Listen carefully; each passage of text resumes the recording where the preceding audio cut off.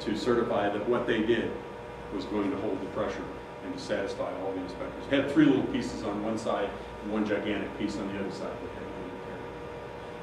So we know we've replaced the thin spots, and we know what the thickness of the metal is in every conceivable part of that boiler.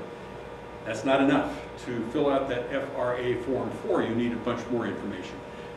We had to do a series of non-destructive tests done by a company called PMI out of Houston. They usually do pipelines for the chemical industries and that sort of thing. And so with a combination of X-ray fluoroscopy done portably and Brinell hardness testing, and there are some portable spectroscopy things that can be done. So fluoroscopy, spectroscopy, and Brinell testing to establish how hard the stuff is, how much carbon's in it, how much magnesium's in it, how much manganese is in it, how much. And all those things characterize the metal. As we suspected, it's all 1020 steel. But you got to be able to prove that it's all mild steel. We had no documents. Now we got documents on everything. And then there's a guy sitting back there with a little grin on his face who knows all about Frank Gerstle and counting rivets, because it turns out you also have to be able to characterize not just the metal in the boiler, but wherever it's riveted together, you've got to know what the rivets are too. And you get back these massive amounts of data from PMI, and then it starts into, I do not want to review this, I just want to say these are the 4 critical first pages of the Form 4, which require things that you need to know about all those sheets of metal, backed up by about another 70 pages worth of data. All that goes to a happy guy at the Federal Railway Administration who says yes or no. And if he says no, you may not pressurize the boiler. Simple as that. What a waste of time it would be to do all this work and not be able to use the damn thing. So you do it correctly, and fortunately we have a guy who is very compulsive about doing it very correctly. Now getting inside the boiler is more interesting. I always thought they're really neat. They're great, big cylinders, and they go fast. I didn't realize what was inside one of these things. It turns out this is really complex. In front of that firebox, which was already respectable, there's a 21-foot section called the boiler, which is penetrated by flue tubes, which are inserted with superheater tubes.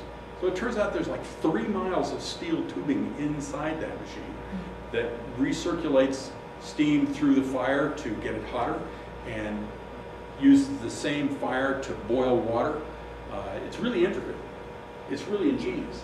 It was really done by guys with slide rules, drafting tables, and the equivalent of my good old Chemical Rubber Company $13 handbook, which I've still got. It's a lovely book. I don't know why I keep it. Anybody have one? I knew it. Well, they're pretty on paper. In fact, they're really dirty. The superheater bundles, the little 1-inch tubes that penetrate the flue tubes, can be extracted through the front of the locomotive once you pull the smokestack out of it. And they're loaded with soot, no matter how many times it's been cleaned. So everything becomes filthy. This was the day in December of 2007 when I got my pig pen award, and I deserved it. Everybody here got his ass chewed out when he got home, except Mike, because he didn't have any spouse or significant other or anything. I threw away a set of overalls, threw away a set of boots, but those damn superheater bundles were out, which meant that we could go back and start cutting out the flue tubes. Most of them are gone at this point in this picture, and we've got a guy inside the boiler with a torch slicing off the ends so that we can ram these things out of the flue sheets. And I'll show you putting it back in, it's more interesting. But all of this steel had to be replaced to make the FRA happy.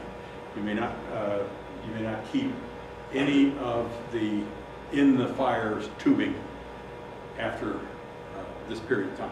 They just laughed and said, don't even think about it, you're replacing all. It turns out that 3 miles of steel we bought when the market was down for only $70,000 and had to rack it.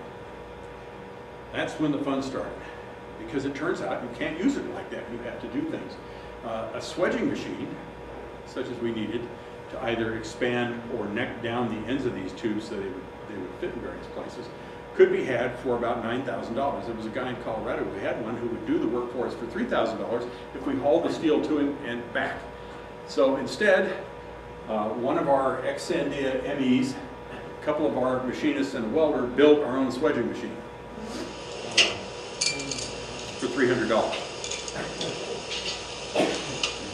So you just put a little grease on one end there. Pipe's being loaded into a pre-measured bracket.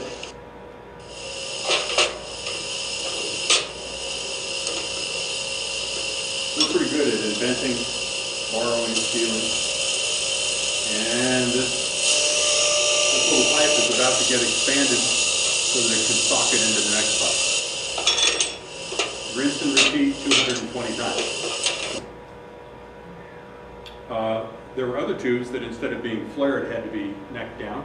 So here's one of a 2-inch flue type. He's greasing up, and when the ram comes off of it, those of you who have seen cartridge cases have seen this configuration before. Now it will fit in one end of the flue sheet.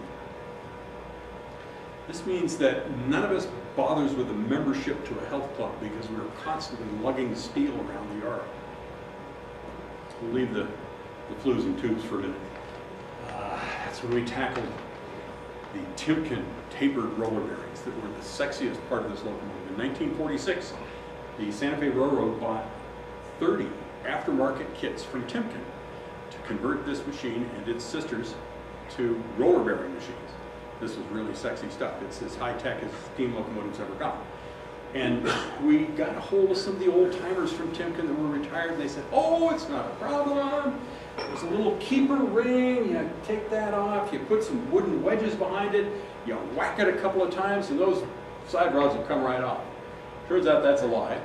The side rods have an interference fit over the bearings. The bearings are these big cans, we'll get a closer look at in a minute.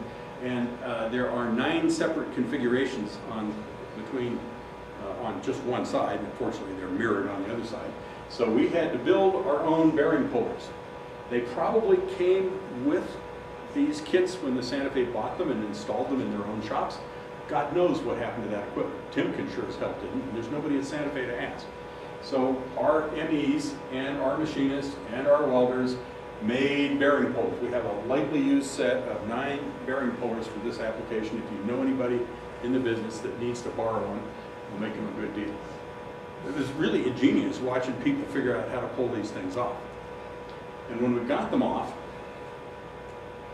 Timken sent out one of their field engineers from Fort Worth and looked them over and said, well, they don't look too bad, but there's some spalling. You can see the grooves and divots in this roller. He said, but they're fixable, and we can fix them at our plant in Union, South Carolina. Great. We had no plans for them.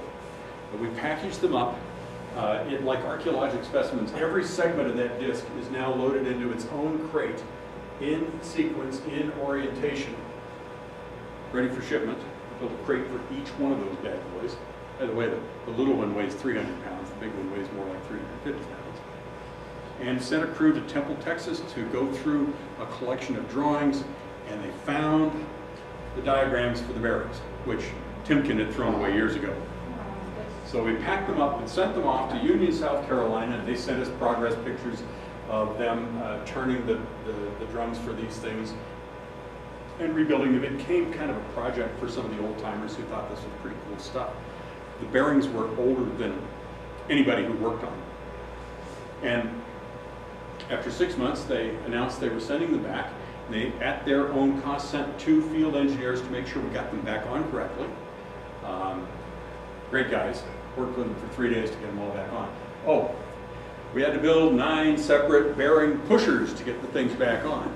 And at that, you dry ice the hell out of the crank pin and get everything lined up and then go like hell, because once again, it's an interference fit, and getting them on there was not easy. And they can't just go any place. It has to be within so many thousandths of the exact position. So we got that all done with guidance from the factory, and they said, well, that's $35,000.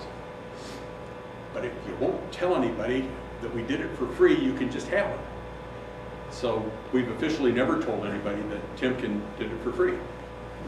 There are other locomotives that have the same bearings, and Timken didn't want everybody asking for a freebie. So we love our bearings. This Timken, at one time, trying to convince the railroad to use roller bearings, had a small